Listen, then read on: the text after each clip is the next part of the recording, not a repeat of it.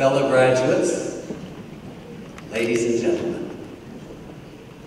Who could have believed that my experience as a rural teacher some 56 years ago would lead eventually to this platform and the awarding of this degree from this wonderful university? I'm honored and deeply grateful. It is a great treat for me to be recognized by the university for which I've worked for so long. And while teaching in a village school may not actually lead to an honorary degree, my experiences teaching did change me as a person and led me to have deep respect for people who work in education, including my colleagues, for children, and a deep interest in how children thought, and an inquiry into the mysteries of children's minds. So let me tell you what I learned as a teacher in that village school some 56 years ago. I was only 20 years old. That might seem something. I had a car that was the same age as I was. I had 2 years of university behind me from the University of Saskatchewan, and I did have a teaching certificate. But most important, I had two traits that I think either led me to some success, but also to some failures. The first of those traits was that I had lofty ideals. Basically, my ideal was that I believed in the intrinsic goodness of children, and I believed in the perfectibility of mind through a good education, which I was prepared to offer my young charges. Those were my lofty ideals. But I also, somewhat unfortunately, had a rather exaggerated opinion of my own competence. So I was somewhat dismayed to find how difficult it was to actually teach this group of some 30 children spread across 5 different grades, each of which had its own program of studies that I was supposed to carry forward in this classroom. The problem was what we think now of classroom management. I'm sure many teachers have faced just this problem. The trouble was, as soon as I would get one group of children engaged in a lesson, an outbreak of discussion or noise would occur in a corner of the room. It would interrupt my lesson, and I would have to go and deal with that. And while I was dealing with that, a commotion would arise elsewhere. And when I dealt with that, the group that I was actually teaching had lost track of what the lesson was about. It was rather like the game of whack-a-mole. As soon as you whacked a mole in one place, another one would pop up. Whack it, and still a third one would pop up. It was somewhat challenging, to say the least, and often absolutely overwhelming.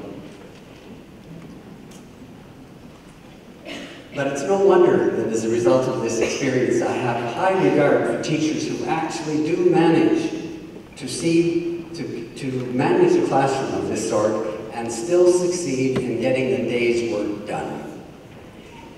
Often it's a trade-off between those things, management or teaching. And of course, the secret is to achieve both of those together. Let me tell you about one episode of my experience that stays in my mind and it may stay in yours after I tell you about it. It was a narrowly averted catastrophe. My classroom had a heavy oak door, as most classrooms did, with a large key in the lock, a key that I never used, of course, because the classroom opened into a hall and there was no need to lock the door. The outer door of the school was locked, of course. Well, one day I was called out into the hall for some reason that I no longer can recover. And just as I walked back towards the classroom, I heard a click in the lock. My students had locked me in. I was mortified.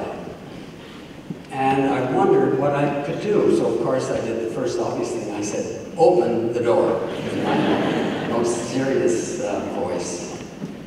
Nothing. Actually a hush fell. I could gather a hush from the classroom. What should I do? What would you have done? I could go into a rage, but that would be humiliating to me, and the other teacher would have heard this, and of course I would have lost any face with my colleagues. I could rush out into the streets and say that the lunatics had taken over the asylum, which would have been even worse. It was horrifying. What could I do? And then I had an inspiration. One of these inspirations teachers routinely have, I suppose. But I remembered that there was an early morning radio show on the CBC radio called The Happy Gang. And it always began with a fixed routine. One person, presumably on one side of the door, would say, knock, knock, and someone in the distant room would answer, who's there? And the first voice would say, it's the Happy Gang. And the response was, well, come on in. And the musical score would sound and the merriment of the program would begin. So I tried it. I went to the door and I said, knock, knock. There was a hush. Finally, someone said, who's there? I took a sigh of relief that is unimaginable. So I then said, it's the Happy Gang. Well, come on in, they said, and the lock clicked.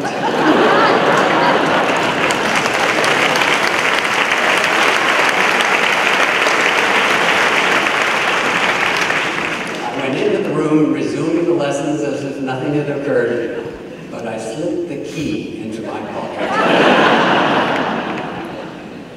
It was only much later when I was reading the biography of Pestalozzi, who was a very famous educator. Pestalozzi was the inventor of the kindergarten, as you all probably know. His career in education began when he was asked to set up a school for orphans that had been created by Napoleon's invasion of Switzerland. There were a number of children who had just left, and it was his job to gather them and set up a school for them, which he did. And historians report that Pestalozzi's early efforts were not entirely successful. I breathed a sigh of relief when I heard that he had had trouble too. Here's what Pestalozzi wrote. Despite all faith and zeal, that's what he had, faith and zeal, I had not done away yet with the extreme wildness of some and the disorientation of them all. That about describes it. Faith and zeal dealing with disorientation. Yes, Pestalozzi not only started the kindergarten, but he was the inventor of what we now think of as child-centered pedagogy, where pedagogy is not only giving directions to children, but actually listening to them and talking to them. And my experience with these children was what fueled my passion for research into children's minds. I did take a deep interest in what the children were actually thinking and how they came to their various conclusions. So how do you turn a passion, an idea, into a promising research career? Because what turns this into a research career is what's relevant to all of you as graduates. How do you turn your interests into a career? I've mentioned the importance of having inspiring teachers and distinguished colleagues, many of whom are on the platform here and some in the audience today, including Professor Aslington. But I had the further advantage that I had a large family and children and grandchildren who could serve as useful subjects for my own experiments. I would often try out an idea on my children or grandchildren before we ever thought of taking them into the laboratory and doing full-scale research on them. One day, in reading to one of my grandchildren, Megan, I was reading The Three Bears, which came up in an earlier discussion today. And I read to her, the story said, my porridge is too hot. So I said to her, where does it say my porridge is too hot? She pointed to the picture of the hot porridge. She did not point at the text. That started bells ringing. Then one day, the same granddaughter came wandering through my study, and I happened to have a pencil and paper there, and I said to her, can you write 3 little pigs? She said, no, I can't write. I said, well, just pretend you're right. Oh, okay, she was happy to try that.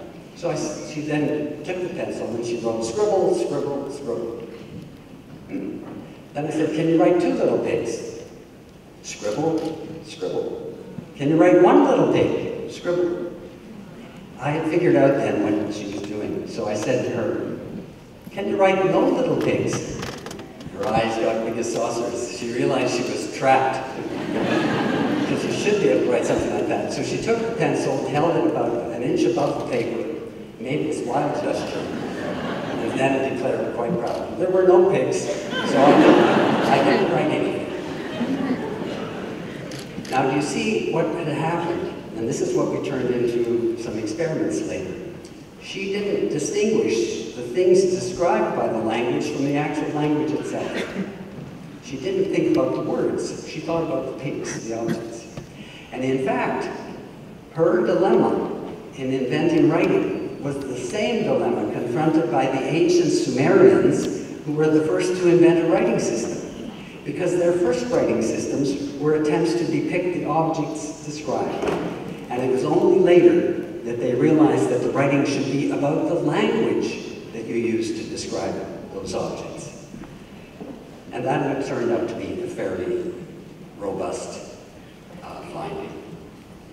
But it takes more than grandchildren or distinguished colleagues to work. It takes perseverance, a willingness to continue when not everything is working well. I took some encouragement from the famed abstract expressionist Willem de Kooning, some whose paintings hang in the art gallery in Ontario, actually. When he was asked how he managed to do such significant work, he just smiled, and he took the interviewer up to the window and he pointed at some men standing up along the riverbank fishing. And he says, look at those men. He said, they give me such hope. They stand on the riverbank and they throw their hooks in there and they never catch anything. And then he paused and he said, but they have to believe that they might catch something. And once in a while they do. And then he said, it gives me such pleasure to see them trying, even if they don't succeed. But beyond trying, there's also keeping your mind on the main chances, we would say. Keep your mind on the big ideas. And I think I've always tried to do that. And so did a distinguished chemist, Albert Szent-Györgyi, the discoverer of vitamin C, who also used the fishing metaphor to describe his life as a researcher. And what he said was, I only care for big, basic problems, he said. So when I took up fishing, I always used an enormous hook. And he said, I was convinced I would catch nothing anyway. But I always thought it was much more exciting to not catch a big fish than to not catch a small fish. So aim high. So now, let us all take pride in our achievements of this day. Let us salute those who helped us on our way. And let's honor this fine university for all that it has given us. And meanwhile, keep the faith, do your best, and always fish with a big hook.